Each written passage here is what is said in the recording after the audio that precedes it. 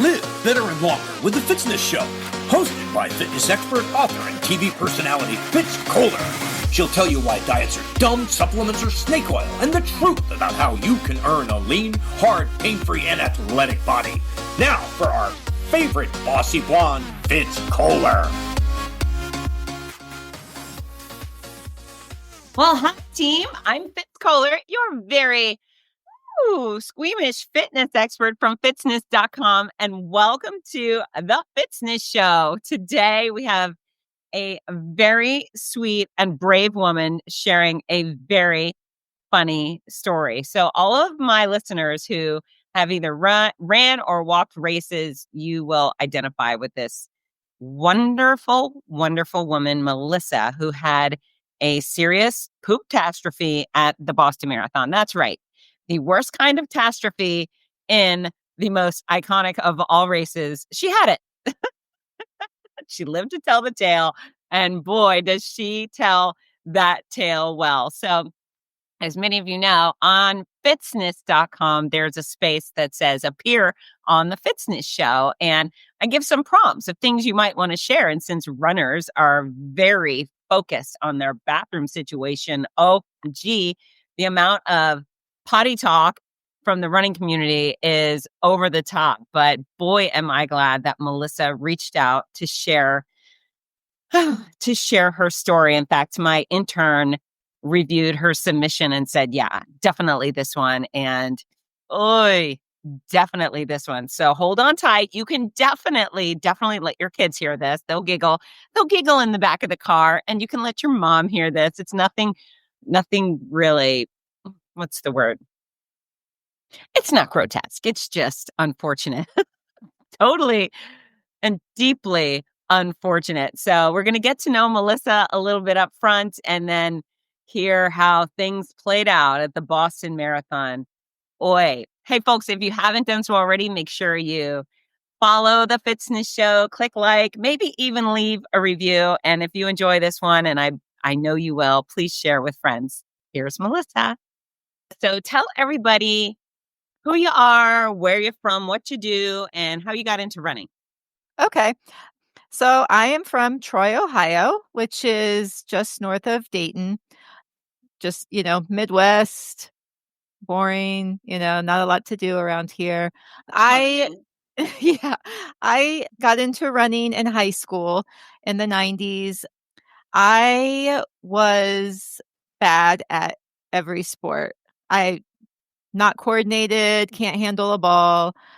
So, regular sports. I tried soccer. I was mediocre at best, but I really wanted to be involved in something. I wanted to be like all the other kids in sports. And my dad had always been a runner, not a competitive runner, he didn't do races, just for fitness. He was your typical 3 miles a day, 3 or 4 times a week type guy. And I thought, well, anybody can run, right? So maybe I'll just go out for cross country because there's no cutting. Everyone can be on the team. So that's what I did. I was horrible at it. I hated it. I didn't try very hard at all. In fact, when I was out of eyesight from anyone that might be watching, whether it be my dad or the coaches or whoever, I would walk until the amount of time I needed to be back where I was supposed to be at the right time, and then run again when people were going to see me. So I was not good, not motivated. And then I did track and also hated track, but at least the distance was shorter. Okay. So I was just in it for the social aspect. So pause right there because I also was a mediocre athlete. My older siblings were elite. They were great at everything. I got cut from a lot of teams. I just wanted to wear the uniform. I just wanted to be part of a team. And I ended up on the track team too, except I had a knee brace. I just had knee surgery. So I ended up doing shot put, discus, and high jump, which I don't think I necessarily excelled at any of them, but I was good enough to win some things based on there not being a lot of competition. But I was with you on that, just wanting to be a part of it all. I did shot and disc as well. because I was so bad at running that I was just like, I'll just do this because it's easier and I don't have to exert myself as much. And I was also bad at that, just FYI. I did Nice. not win Nice. anything, but Okay. I was in stuff. So after high school and into my, early adult years, I would get back into running periodically. I'd run for 3 months and then not run again for 3 years, just fitness type things, just being like, oh, I'll start working out again. And then, oh, I don't feel like it. And then life happened and kids happened. And then I had 4 daughters. And when my youngest daughter was about 2, I had lost most of the baby weight, but it was just so soft and mushy. Right. And I really wanted to get back in shape. And so I thought, okay, I'll start running again. This was about, let's see, 15 years after high school by then. So I'm in my early 30s. And I don't know what happened, but this time something just clicked and I just fell in love with it. And I discovered I was really not bad at it anymore, maybe because I was, trying. But Right. yeah, I did some local 5Ks and my times were, in the mid 20s. And I'm like, wow, I'm doing an 8 something pace and Quick. yeah, I was really enjoying it and still just low miles, just like 3 miles. Eventually I decided to try for a 10K. So I did a 10K and I still managed an 8 something pace. And I was like, this is pretty cool. So by this time, Facebook was coming along and you're starting to see what everybody else is doing. And I saw friends from high school who were doing like half marathons. And I thought, I'll do a half marathon. I've never run more than a 10K, but sure, I'll do a half marathon. Around that same time, though, my times really started slowing down a lot, and I didn't know why. So I trained for and did this half marathon.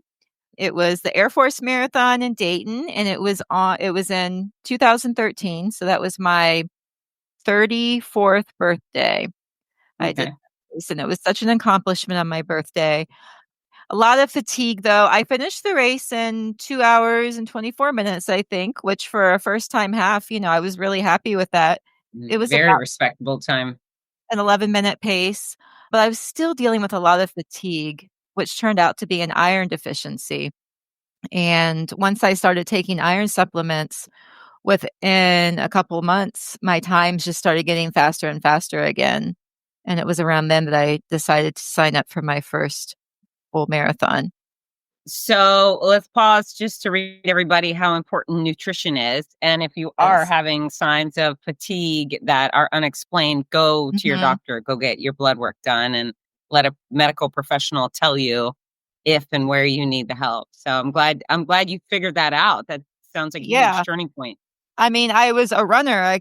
I would run all the time, but I couldn't walk up a flight of stairs without being winded. Every time I stood up, I felt lightheaded, like I was going to pass out and just Wow. slogging through the runs. But by then, like, I definitely had the bug and I was going to, run no matter what, no matter how bad I felt. And so here we are, however many years later. What is this? 25 now. So 13 years later, and I'm still in love with it. Now I'm a long distance running coach. So if Wow. anybody needs a coach, hit me up. But Okay. yeah. Yeah. All right. So Well, at the end of the show, we're going to give out your Instagram handle and your contact information so people can reach you. okay, sounds awesome. Thank you. Okay. So your first marathon, where was it? It was in Indianapolis, the Indianapolis Monumental. Great race. Really great race. Love the course. Going into it, when I first started training, I thought, okay, so I did this half at an 11-minute pace. Obviously, I'm feeling a lot better now because my body has the nutrition it needs, but I wonder if I could do a 10-minute pace. I thought if I can do this race at a 10-minute pace, I will be so happy, which I think would probably be around what, maybe like a 4:20 marathon or something like that. Right. So when I first started training, that's what I had in mind. And then as I was reading more and more about races and as social media got bigger and bigger and I started seeing more and more about Boston and plus that the Boston bombings had just happened the year prior. I thought, I wonder if I could qualify for Boston. I know this is crazy. This is my very first ever marathon. To qualify at that point, I needed a 3:40, which would have been like an 8:20 pace. But I thought, I'm going to put that little nugget in the back of my mind and see what I can do. So I just self-taught myself as far as training went. I just did a lot of reading. I subscribed to Runner's World. Just started reading a lot about all the different methods, speed work, tempo runs, all that kind of stuff. And I got the Hal Higdon basic plan, but I added my own, which didn't include any kind of speed work. It just gave me the miles. So I just figured out how to add all of those other things like speed work and stuff to it. Okay. And as we got closer and closer, it started feeling more and more doable. And on race day, it was frigid. I had trained through the summer and fall, and here we are. It's like 17 degrees out. And I Wow. thought, oh, this is going to kill my goal. But the buildings and the people shielded me, and just the excitement and the adrenaline of the day. And I did it. I qualified Wow. my first race. If you know anything about Boston, you know that they have a buffer. Just qualifying doesn't mean you're going to get in, because more people want to run it than they have space for. So I only qualified by 35 seconds. So I did not actually make it into Boston, but just knowing that I qualified was still incredibly exciting. Yeah. So the goal then became to actually get into Boston, which I eventually did. So I qualified again 2 years later, and it was by, I don't know, 5 or 6 minutes that time. So that was enough to actually get in to run the 2018 Boston race. Okay. So And how many times have you run Boston Marathon so far? I have now run it 3 times. I ran it in 18, 19, and 21. And I'm training to run it again this year in 25 after taking a few years off to do other things. Outstanding. Outstanding. I've run only one marathon, and it was Boston, and I got in the easy way. I was invited to do it, and there was some fundraising attached, but it was an absolutely wonderful experience. I think I had so much fun running. I don't know if you know Vince Ferrallo. He owns the Boston Buddies. Yeah. Oh my gosh, my hashtag for that is I hate Vince, but we had the best time. We had I so much fun. remember It when felt like that was circulating. when yeah, when you had, everybody was like, yeah. "I love your hashtag." Like, no, I mean it. I mean it. But it turned out to be great, and we had a lot of And fun. which year did you run it? I'm 21. Okay. Did you do the shakeout run? I showed up at the shakeout run. You know what's so interesting is I thought, holy smokes, I'm going to be running 26.2 miles tomorrow. I don't want to go on a 5K run today. And like, I was very much conserving my Yeah. energy for race day, but I was there and I socialized. So that I get a little bit Well, points for being at the shakeout. maybe I met you. I don't know. Might have, Hopefully we did. because I I was met there a at the lot of people shakeout. there. Yeah, Yeah. I had the shirt. No, I had the hoodie on that day. That's right. I hope we met. We're probably in a picture hugging somewhere, aren't we? Yeah, probably. Probably. We were probably in that Okay. picture that Marty Clark had everybody take. So, Yeah, Marty. Oh my gosh. He's a big personality, isn't he? And so yeah. freaking fit. Yes, I know. That guy is ripped, isn't he? Yeah, he is. And he shows it. I don't mind. Go ahead, Marty. Yeah. You keep posting these shirtless pictures every day.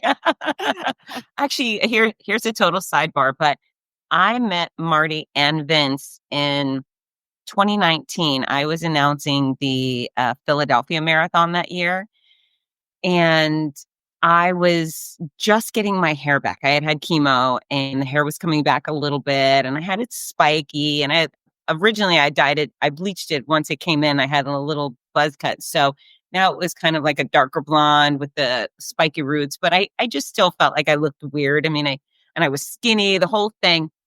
And we were at a VIP party before the race, and Marty came by. He goes, I love your hair. And I said, you do? He goes, yeah. I was like, oh, that's really nice of you. Oh, that's really sweet. It's growing back from chemo. He goes, well, I'm a hairstylist and I love your hair. And I thought, oh, well, if you're a hairstylist, my hair must actually be good. It was such high praise to get from a hairstylist. So he Yeah. was sweet, and I met Vince and just fell in love, and they made me a Boston buddy. And I'm so grateful. What a wonderful group of people, right? Yes, definitely. So encouraging. Great group. Mm-hmm. Okie dokie. Okie dokie. So back to you. So you've run Boston 3 times, but Mhm. the reason you're here is you have a poop-tastrophe Mm. story. So Yes, lay it on I us. do. Tell us what year and all the details, all the gory details. Okay, so there we are. Like I just said, I spent a couple years trying to get into Boston, and it was my first Boston, 2018. And for those who remember, the 2018 Boston was the year of basically the monsoon, the Boston Yeah. monsoon, as we call it. It was, it wasn't just raining, it was like torrential downpour the whole weekend. I mean, you couldn't do all the things that people like to do when they go to Boston for the marathon, you know. I mean, you could, but you're going to get wet and be cold, you know, the finish line pictures and the baseball games, all that fun stuff people like to do. So basically, I didn't do any of it. Didn't do I had tickets to the pasta dinner, didn't go to the pasta dinner because the line was wrapped around the building and it was a torrential downpour. So Yuck. I Yuck. had my boyfriend, well, he's my husband now, but my then boyfriend with me, my dad, his wife, my sister. So, you know, everybody had come to watch me do Boston for the first time, and it was just yucky weather. And but speaking of pasta, so when you're going to run a marathon, as you know, you have to carb load. So for the whole week before, especially those last 3 days, you are really like killing it on the carbs. You're eating all the pasta, the bread, all the things that are going to give you energy. And as the case may be, also all the things that happen to back people up a little bit.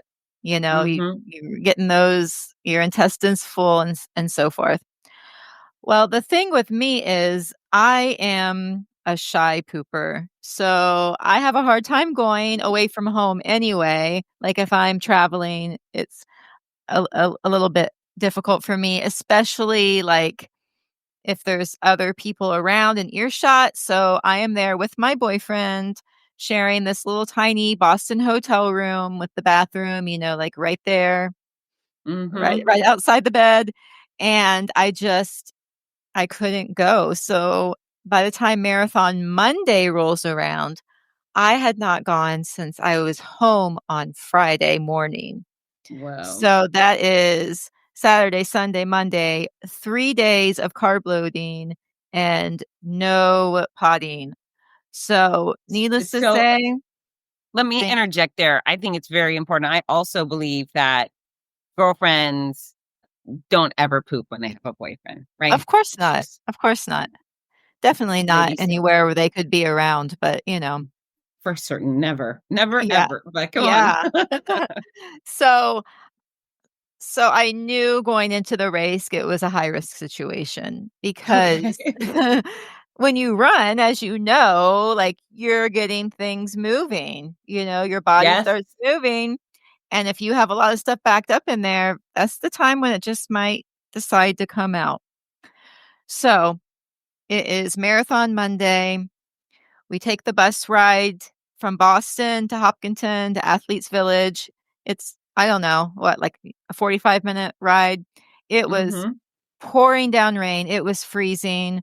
It was in the 30s, but the wind chill, I'm sure, was even colder. There was like, it's not like everything was snow covered, but it was cold enough that there was snow along the sides of the roads on the drive there. Wow.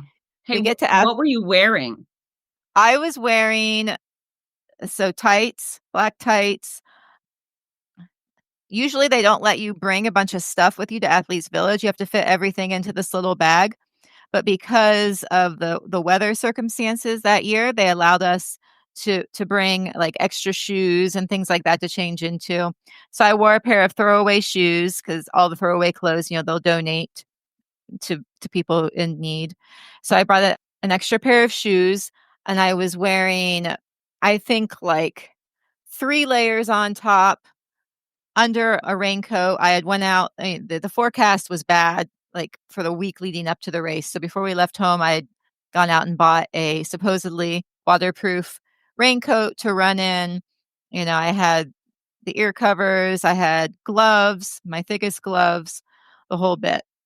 So we get to Athletes Village, and there's a tent set up for people to congregate under, and then there's the porta potties. So there's this row of porta potties, and like with any race, you're waiting in line for a long time for a porta potty. And with the weather this year, it was a complete mud pit. I mean, the muddy water in line for the porta potties was so deep that it completely covered one's shoes. Oh, so And you start off the Boston Marathon with soaked feet, soaked socks, yeah, soaks every. Wow. yeah. And what I didn't realize is there were more porta potties, because this was my first time. Once you get into the start corral area and move closer to where the actual start line is, you go past a much bigger area of porta potties. They're actually on concrete, not muddy. I didn't know those existed. So, of course, I'm Okay. going for the porta potties in the muddy grass. And So, just for folks who have not run races or aren't part of this world, the pooping thing is a constant topic amongst runners. Runners love to talk about pooping, which is why I actually created this prompt. But the whole drinking coffee, waking up early, runners are very, very laser focused around their digestive system before a race. So people should know that's a very big deal. it is. And I've heard the coffee thing helps, but I'm not a coffee drinker. Me neither. So I didn't even have that to help me out. So I stand in line for the porta potty. I'm able to pee, but of course, no poop. So still going into the race, no poop. I go to the start line. I had my throwaway, I had my extra shoes and socks. So I'm like, well, at least I'll be able to start the race off with dry feet. So I change into my extra shoes and socks, start the race, avoid the puddles for as long as I can, which ended up being about a quarter of a mile. And I mean, it's so deep that the whole road is like one puddle. Like, it's unavoidable. There's areas where literally the water was ankle deep. It was really bad.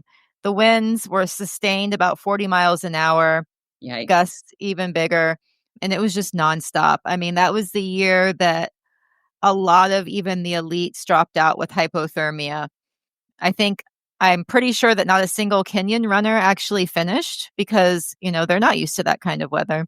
It was really, really bad. I mean, they were having a hard time keeping cups on the tables because the wind, the aid stations, the water and the Gatorade, Right. the wind was just, I mean, Just a bad time for everyone involved. yeah, I just really feel for the volunteers that day. I was out there Yeah. for 3.5 hours. They were out there all day. Crazy. So, yeah. And we will be right back. Do your hips, glutes, quads, and hamstrings need extra support while running? Of course they do. Both soothing and comfortable, compression tights by Leo Reve boost blood and lymphatic circulation while increasing muscle pliability, which helps prevent fatigue and injury. Made for men and women of all speeds. Check out the superior balanced compression tights made right here in America. Visit leoreve.com. That's LeoRever.com. We're back. So like I said, it's just raining so, so hard. It's one of those things where you just keep your head down and you don't even look around you. I had a visor on under my rain hood. And so I got my head down to try to because it's just pelting. It's just blasting you in the face. This was back when I was still wired headphones instead of wireless. Okay. Eventually, my music just died because the out. water just shorted out the headphones. So it's no music, just being freezing to death, pelting with rain. My tights became so waterlogged that they began to slide down my body. Like, I'm constantly having to yank my tights up because they're just so heavy with water. So because my tights are slipping down, then that gives my underwear room to move. My underwear, which are also drenched, and became just a waterlogged clump that also slumped and just swung back and forth between my legs. I mean, Can I ask, were you wearing a thong? I was. Okay. Yeah. Weird. I mean, to have a soggy thong rolling around, that's great. That's Yeah, great. it was Thank it you was for the awesome. visual. It was really awesome. And so within the first 45 minutes, I could really start to feel the chafing happening down there because of the underwear, like bouncing back and forth and just the Yikes. wetness. And it was really starting to get pretty painful down there, which, because chafing's a thing anyway with marathons, but add all that to it, it was a mess. So we get to about the halfway point. I had gone into the race with no goals because the weather was just so awful. Previously I'd been hoping to PR. I'd heard Boston was a hard course, but like I personally can't go into a race without at least trying to PR. So I thought, maybe I will. But then, race day comes, it's just bad weather. And I'm just like, I'm just going to throw those goals out the window and just try to finish the race.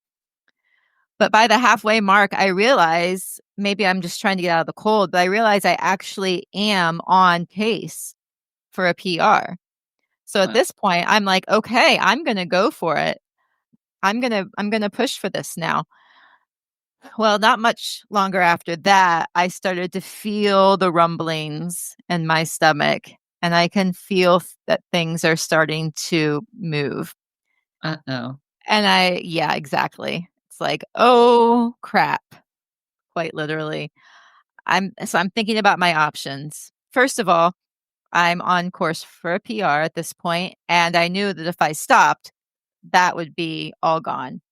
Yeah. But the bigger issue was it was so cold, I could no longer feel my hands. My hands were just frozen, painful, and I envisioned myself trying to stop at a porta potty, get these sopping wet clothes down with these fingers that don't work, and then try to get these sopping clothes back up, which would probably be even harder with fingers that don't work. Yeah. And I just didn't think I could do it. Plus, when you've been running for that long, if you sit down, are you going to be able to stand back up and run again? Right. $1 million question. And again, for folks who don't know, when you run and it's cold, you lose all dexterity in your fingers. Like I wouldn't be able to dial a phone or pick my nose. I mean, there's basically zero skills you can do with your fingers once it's cold enough and you've been running for that long. Yes.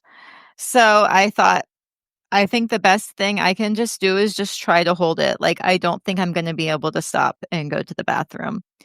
So, and I just tried to hold it as best I could. So around mile 16 is when the Newton Hills start, and you start doing a lot more uphill. There's a lot more downhill in the beginning, of course. And for those who don't know, when you do downhill running for a long time, that actually destroys your legs more than uphill running.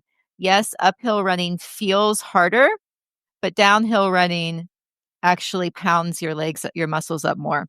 So that's what makes Boston such a difficult course, because you're running downhill mostly. There is some uphill along the way, but you're running mostly downhill for the first half of the race. And then when you get to mile 16, I mean, you're exhausted anyway because you've been running 16 miles and you've been running downhill. So your legs are just beaten to a pulp. And then you have to start trying to run uphill, which is, by then your legs are just trash. So it's very, very difficult. So here I am going into the uphill portion of the course, also trying to clench my butt cheeks together so that I don't poop my pants. And, just drenched, cold, miserable. And I just felt it coming. Like I felt it just starting, just for lack of a better word, it was just seeping out. I could feel it seeping out. I'm just like, oh my God. I knew that my family was waiting at the bottom of Heartbreak Hill around mile 21 to high five me. And I can feel my pants filling. I'm just like, oh crap, literally. Yikes. Like, yeah, like thank God I have black leggings on, but also, brown doesn't actually blend in with black. Brown does stand out against black. So as I go on. Are you feeling some relief though? Are you feeling like, oh, my tummy doesn't bother me as much as you're relieving yourself on the run? Not yet. There were multiple episodes of it. So I'm still trying to squeeze it in. A few minutes later, I feel it happen again. It probably happened about 4 times in Oh my total. gosh. It was, there was a lot. Like, Holy I just knew that there was a lot there. And remember what I said earlier about how badly I could feel myself chafing early in the Yeah. race? So now I have all these, like, Oh, open wounds down there that are filling with crap. So oh my it gosh. it Like was an very infection situation too. yeah, it was a high risk situation just waiting, to it was the perfect storm. It was a Oh, perfect storm of the weather, of not being able to poop for 3 days, just all of it. now, are there runners next to you saying anything, or do you, in your mind, is everybody behind you staring at your behind? I assumed that everyone behind me was staring at my behind. No one said anything to me. I'm just hoping that, like me, everybody else just had their heads down trying to avoid the rain. Mm, Maybe it made me run a little bit faster so I wouldn't be next to the same person for very long, so right. they wouldn't have to smell me. I don't know. I actually couldn't smell myself because I'm assuming the smell was going, like, backwind and I'm running forward. But so by the time I come to my family and my boyfriend around mile 21, I already crapped myself at least 4 times. No idea what I looked like from the back, but I saw my family approaching on my left, and they're holding their hands out, and I hold my hand out, and I plaster the biggest freaking smile on my face and just high five them as I run by, thinking to myself, "Can they see that the whole back of me is brown? Can they Oh see my that right gosh. now? I don't Oh my know. gosh. I don't I mean, know." when's the last time you pooped your pants, Melissa? Before prior to or since then? Yeah. No, prior. Oh, well, I don't know. Either way, I was thinking before that. Actually, it had happened to me a couple times before on training runs, because, Oh, like I really? said, Okay. I just have lots of, like, stomach issues, but it was, like, one of those things where nobody had to know because I wasn't in a race, and Okay. I would finally get to a porta potty or something along the my running route and throw my underwear away, and it wasn't enough that, like, Lord. anybody had to know. Right. So, yeah. And side note, I now take Pepto before runs, so there's that Okay. too. Oh, just a little tidbit from when I was doing chemo and my stomach was a disaster. Apparently, Imodium is an even more powerful option for that I've situation. heard that, and I did actually try it at future races. I actually tried it in Boston 21, but it's just something about it, it made me too jittery, like, it affected my Okay. heart rate, actually, and Okay. it didn't work Okay. well for me. I mean, I didn't poop my pants, so there was that, but There you yeah. go. Yeah, Imodium and running just didn't work out well for me. But anyway, Okay, back so to you're running, you've 18. got Yes. poop, and now is it in your shoes? Is it in your socks? I mean, I mean, at tell this us. point, I don't really know. But Oh, so I thankfully finished the race. The weather has not let it up at all. It's a complete nightmare. But I finished the race and I did PR. I PR'd by about two and yay! a half minutes. I had run Incredible. Chicago the fall before and PR'd there with like a 3:32 something. And then I finished Boston at 3:30. So I was super stoked about that. Wor I typically don't check gear at a race. Like, you can check a bag with extra clothes and things to collect after the race. I usually don't. But because the weather was so bad this year, I did. Thank you, God, because I would need those clothes for far Oh my more gosh. intense reasons than just wet, bad weather clothing. I knew that my family was waiting for me somewhere at the family meetup area or whatever after the race. So at this point, I have to stand in line at the gear check with hundreds of other Oh runners. god. And I still couldn't see what I looked like from behind. But once I was standing still, that's when I could really, really start to smell myself. And it was bad. It was so bad. I was so Oh, embarrassed standing there mortifying. with all these runners around me. My face had to be bright red. But, what are you going to do? So I mean, it probably was like a 15-minute wait to get my bag. Were you at least able to cover yourself up with one of the Mylar blankets? Did you have one? I honestly, I can't remember. Okay. Okay. I'm sure if I had one, I probably had the sense to wrap it around my waist, but you also have to keep in mind at this point, I am not really in my right mind, because I That's think right. like the hypothermia effect and just the drain of any normal marathon, the nutrition deficit, all of those things really started to set in, like the goosebumps and the chattering Yeah, teeth, all of those things absolutely. started to really set in once I was no longer moving. And I just remember feeling like I was in a giant like brain fog. Like I could hardly think, I could hardly speak, I could hardly move my arms and such. So I got my gear check bag, and there's like this tent right beside there where people could change clothes. I can't remember for sure if it was mixed gender, if they had a man and a woman's one. I don't remember. And people, the runners, they didn't care. They were just changing in front of everybody just to get out of those sopping wet clothes. That wasn't an option for me. I knew that Right. I couldn't change my clothes in front of everybody Oh, with the situation that I had going on. So I actually, there was a porta potty right there, and you never would have guessed this, but the porta potty was empty. I didn't have to wait for a porta yay. potty, and it ended up being some like double wide handicap porta potty that The had best. all this space in it. So I go in there to change. At this point, my watch is just like buzzing off the hook. My family, is trying to find me. My phone is down the bottom of my bag. My hands don't work anyway, and my priority at this point is getting the crappy clothes off of me. Right. So I take my shoes off, I take the pants off because of the sheer quantity of crap and all that rain. My legs are just brown.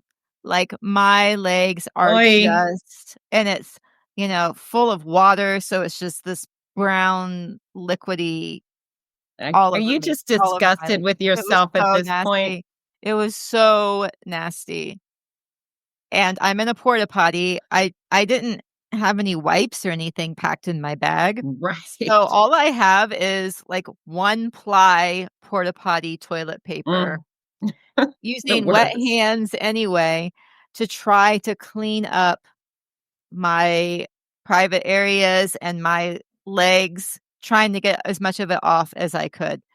So I cleaned myself up the best I could. I don't know how long it took. It felt like a lifetime. I mean, it was probably at least 20 minutes I'm in this porta potty trying to, Lord. naked from the waist down, trying to use this 1 ply toilet paper to wipe my legs and everything else off with. I guess in some ways, maybe the rain was a good thing. Maybe some of it was already washed off, Oh but it my was bad. gosh. So I clean myself up and I change into my dry clothes, still completely like half out of my mind. It's still pouring rain out, but thank you, Jesus. At least I had dry clothes on. And by this time, I cleaned myself up enough that I could no longer smell myself. So Okay. that was a blessing. Like I wasn't going to have to smell like crap when I found my boyfriend and my family. Mm-hmm. So my family had given up trying to wait for me at the family reunion area. They told me they were on such and such a street. I don't have any directional capabilities on the best of days. I had no idea how to get to whatever street they were talking about. So I pack up my bags and I leave, and I just like wander. I find my way out of the race exit area, and I'm just like wandering around in Oi. Boston, trying it's still pouring rain. It had slowed down a little bit. It wasn't like a torrential downpour, but it was still like a fairly steady rain. And I'm just walking around, and ahead of me, I actually see my dad. My dad is just standing on the street corner looking around, Miraculous. and I could barely use my voice because I was so out of it. I could, it was taking all of my strength just to move forward one step in front of the other. And I remember just calling out, like, in a barely audible voice. I was just like, "Dad, dad." Oh, I'm pathetic. just like, yeah, this 38-year-old woman just, like, calling for dad on a street corner, and I'm sure he couldn't hear me, but he happened to look around, and I was able to raise my hand just a little bit, and he Oh, saw me. Of course, he ran to me and grabbed me at that point. I allowed myself to collapse into him, and he drug me into the Starbucks where the rest of my crew was waiting, and by the time I got a hot chocolate into me, I started to, like, perk up and, like, come back to life. But because I am one of the cheapest people in the existence of the world, I did not throw out those nasty clothes. Oh, that's actually what I was thinking, is just throw those in the porta potty toilet and say goodbye. Right. But I did not. I had my race shoes, I had my clothes, all of it in, the clear plastic, like scrunch bag that they give you to check your gear. So all of that is sealed away in that bag. But, I couldn't keep it sealed away in that bag for the rest of the trip. So we make it back to the hotel and I have these crappy clothes. So I rinse them out in the bathtub with the door shut, of course. And I'm telling you, the water was so brown. It looked like I had taken a mud bath and was cleaning off. I rinsed these things out the best I could. I took a shower, and Fitz, if you have ever chafed, you know that when that water hits the chafing for the first time, I cried in the shower. You can't imagine the damage that was done between the chafing and the poop. My lady bits were just bleeding. Yikes. It was awful. And then it's what do I do with these clothes? I hung the rinsed out tights over the shower rack, but the room, it just smelled so bad. It just reeked. And I had to share that with my boyfriend for we left the next day. So for the rest of Monday and into Tuesday, our room just smells like crap. So obviously, I had to come clean about what had happened. That's what I was going to ask is, did you confess to everybody? I didn't in the moment, when we were at Starbucks. I didn't tell them then, but I did tell my boyfriend once we got back to the hotel, and then I've since confessed to the rest of my family. So now, of course, it's a huge family joke about the crapped her pants at Boston repeatedly. Yeah, so that was my pooptastrophy. Your pooptastrophy. And I PR'd. So there you go.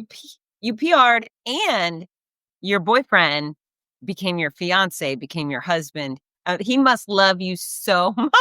He must. He knew you pooped in your pants 4 times in Boston, and he still wanted to marry you. You must be a special woman. We weren't even engaged yet when that happened, but I had planned on Boston being a one and done. But because of everything about the experience, I was like, I want to do this again. I want to experience Boston under normal circumstances. And when we came back for Boston 2019, a year later, he was already my husband. So, wow. Yeah. It all worked out. And we will be right back. Are you looking for the perfect gift for a loved one battling cancer? The Cancer Comeback Series by Fitz Koehler offers hope, inspiration, and practical guidance. With Your Healthy Cancer Comeback, My Noisy Cancer Comeback, and The Healthy Cancer Comeback Journal. These books are a lifeline for all patients and survivors. Right now, you can order autographed copies at a special discount. Show your support and help a loved one go from sick to strong. Visit fitzness.com today. That's FITZNESS.com. Fitzness.com. We're back. So what would you do differently? Well, what I do now is I take laxatives for the days leading up to the race so that I don't get backed up, so that I can poop before the race and be all cleaned out on race day. And I did discover, I think it was actually Boston 21, I discovered that even though I'm not a coffee drinker, that hot tea will help do the same thing. Okay. So I have not since Boston 2018 ever pooped my pants in a race again. Bravo. Yeah. So there's my hack for any of you people out there that suffer with this, because I know I'm not alone. Make sure you're well cleaned out before race day, and carry a baggie of those pink pills with you on race day. And that will help. Very, very wise words. Okay. So listen, at the end, well, thank you for sharing your story. Let me say that. It's a very brave thing to come clean publicly, but it's such a funny story. And I can put myself in your shoes running along, and I don't know, having people behind me and just having to say, I can't live for other people's opinions right now. I think that's one of the real themes here is you just went for it. You went for your goal, and to hell with anyone behind you that thought ill of you. Like, too bad, so sad you had a job to Right. do. That's wildly impressive. My husband said that he would have literally just dropped out of the race. I'm like, I did not train for 4 months, Yeah. get up early on Marathon Monday and run in the rain, and plus Boston is a very expensive trip, Yep. fly from Ohio, spend all that money on the flight, the hotel, do that whole thing just to drop out of the race over not a little bit, a lot of poop on Marathon Monday. Like, I am not doing that. I am not wasting my time and my money to drop out of a race unless my leg is broken or something like that. So, Well, I hope you hold every other challenge ahead of you up to that. Like, okay, I can do hard things. I prove this. I'm gritty. And then make sure everything in front of you moving forward is a lot easier. So, with the Fitzness show, not only do we talk fitness and running and so forth, but at the end of my shows, we do a communication tip and song of the show. So, you're a oh teacher, my, correct? I am. All I right. am. So, what would your communication tip be for our listeners today? My communication tips. So, just as far as how to communicate with others, just whatever. Yeah. Yeah. I would say always approach people from a place of calm and kindness, even when you're upset. And this is what I tell the kids in my classes when they have conflict with each other and they want to call somebody out that so and so took their whatever or bumped into them or did whatever catastrophe that, caused them to be upset. I said, you need to talk to them calmly and kindly. Tell them how whatever they did made you feel, and then listen to what they have to say. So that is what I tell my, preschool through third grade children. Okay. And that's my advice for adults too. Don't come at them with aggression and accusations and the mindset that that other person already had ill intent, because accidents happen, misunderstandings happen. Just explain yourself and how you feel from a place of calm and then listen. Brilliant. That seems like a path towards resolution versus just aggravation. So, thank you for that. And then, lastly, song of the show. So, what song would you like our listeners to add to their playlist for running, even with poop in their pants, or whatever else, softball games? What's the song? What's the song and who sings it? My favorite, I don't know if it's my favorite, but my go-to song that really motivates me when I'm running would be St. Elmo's Fire. Are you familiar with that song from the 80s? It's from the 80s. Yes. And at this exact moment, I can't remember who sings it, so I'm looking it up. Oh, okay. John Parr. I don't even know if I knew that. But yeah, St. Elmo's Fire by John Parr is I always have that song situated towards the end of my playlist. I try to make my marathon playlist about how long I hope to finish in.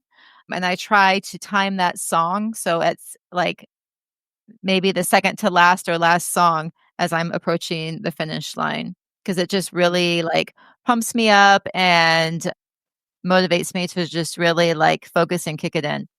So that's a great choice. And I love 80s music, obviously the best decade for music Yes. in general. But I was told, listening to Rob Lowe, he has a great podcast. It's called Literally, and it's so fun. I that's one of the things I listen to weekly. But he said that song, Man in Motion, was written by John Parr for a guy who was in a wheelchair, I can't forget what he was going to do, but it was written for a man in a wheelchair. And then the director of St. Elmo's Fire came and said, "Can you write us a song for this movie?"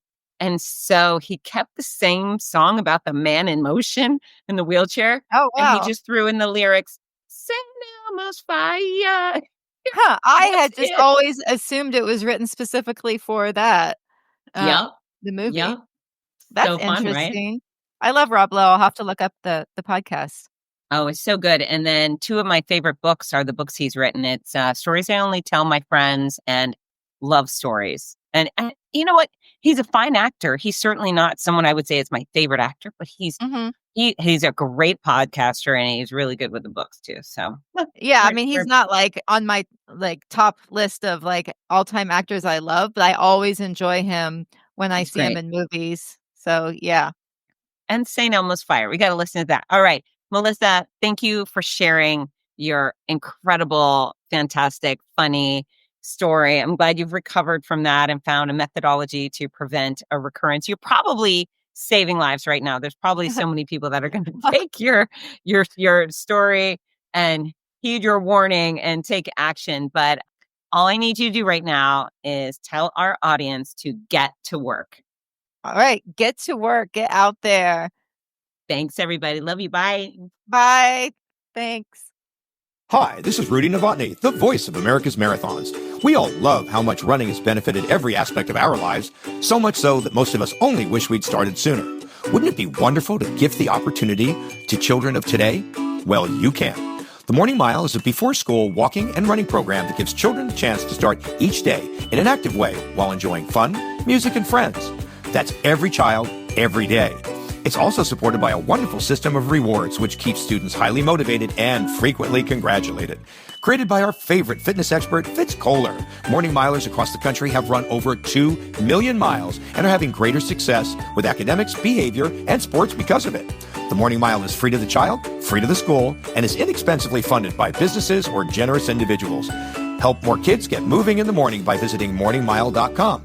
Champion the program at your favorite school or find out more about sponsorship opportunities. That's morningmile.com. Long may you run.